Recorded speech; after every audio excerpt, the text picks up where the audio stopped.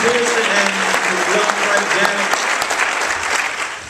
have known me a long time ago. After finishing film school, I worked at a place called First Winter Features, which shared the same floor with John Pearson, who was booking films at Bleecker Street Cinema. So, not many people would say I knew when, but John is one of those people. And Doug, I want to thank you for your kind remarks, and it's great to be back here in Austin. Yes, I want USC to win, but I've been a USC fan since OJ, so there was no reflection on you. But Vince Jones never have another game like that before. That was inhuman, that game. So I'm glad everybody's here. We'll be done in time for you to see your Cowboys get blasted by the New York Giants. So we won't keep this too long. How about them Cowboys? They suck.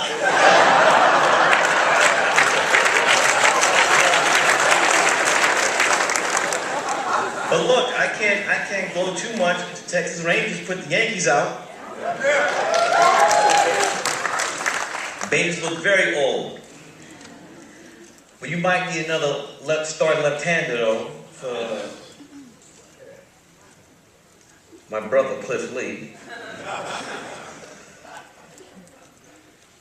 We're going to show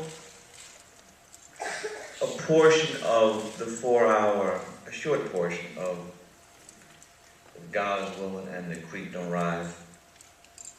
When the whole thing happened, I think it was April 20th, Doug, when the thing blew up, we were already done filming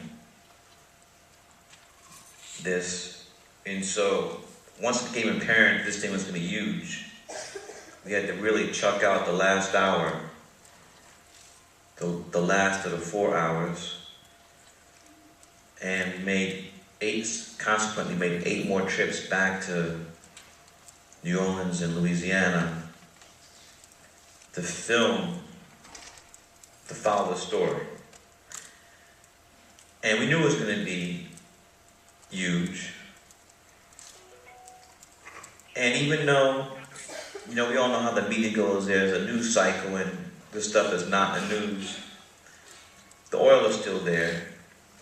Don't believe what Obama and his scientists said, that 75% of the oil was dissipated. That's not true. And the people in the region, the Gulf region, are still struggling.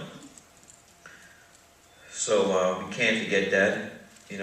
Texas has been very great, as you've seen in the film, where particularly Houston, taking on the citizens of New Orleans, and many have stayed, and have chosen not to go back to New Orleans.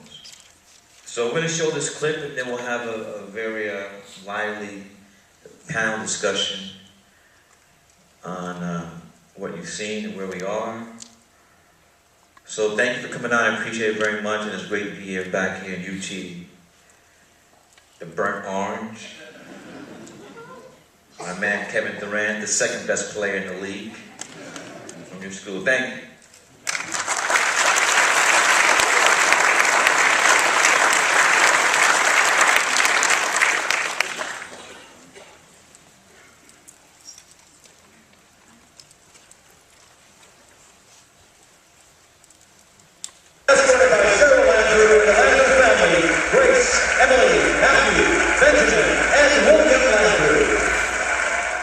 Landrieu, as a lieutenant governor and as a state legislator, he's done very well. We'll have to see how he does as a mayor. Discharge and perform. Discharge and perform. All the duties incumbent upon me. All the duties incumbent upon me. As mayor of the city of New Orleans. As mayor of the city of New Orleans. To the best of my ability and understanding. To the best of my ability and understanding. So help me God. So help me God. May kiss the First Lady. I have a big job on my hand, a big responsibility. Being the mayor of the city is like being in the middle of an emergency room on the field of battle. That's what we are here. And everybody that comes into our administration has to have that same mindset. This is not child's play. Mitch Landrieu is the first white mayor since his father, that's correct. Mitch Landrieu's father, Moon Landrieu, had a fairly good reputation for having integrated city government. And Mitch is following suit, and many people in the African American community have historic appreciation for the Landrieu's family, showing courage most of their careers. But to think that that's going to be enough to make this city cohere again, it's unrealistic.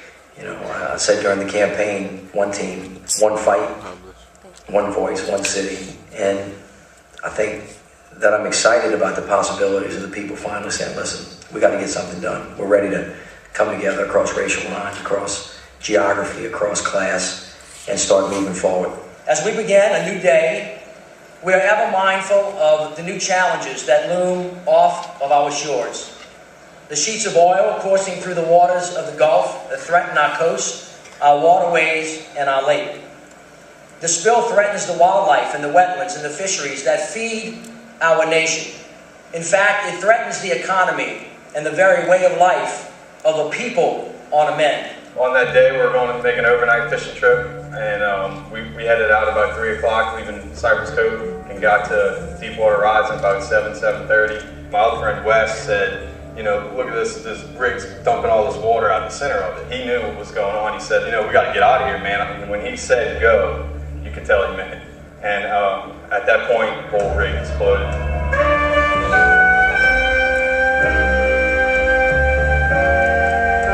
When it exploded, it looked like someone took a sheet about 300 feet above the water and just wrapped it all the way around the rig. And just one big cloud of fire. When it all happened initially, we thought everybody was dead on that rig.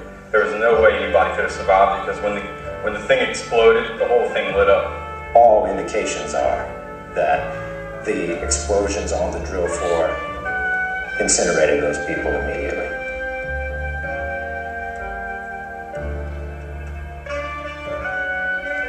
BP, in 2005, they had a blow-up in Texas City and were sued. 14 men lost their lives. In 2006, in Alaska, up in the northern slope, they were taking oil out, spilling it all over the tundra, which is an incredibly environmentally sensitive area.